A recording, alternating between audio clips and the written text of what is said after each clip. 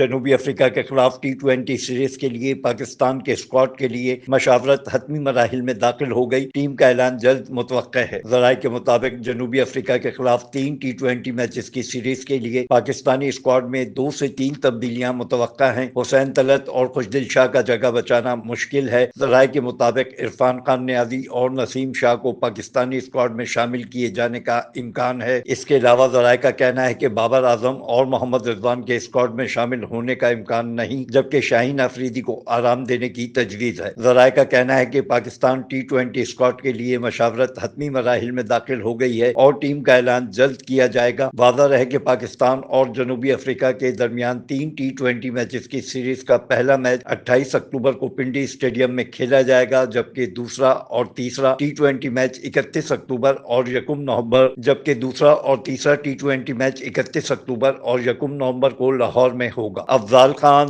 C110 news, Karachi.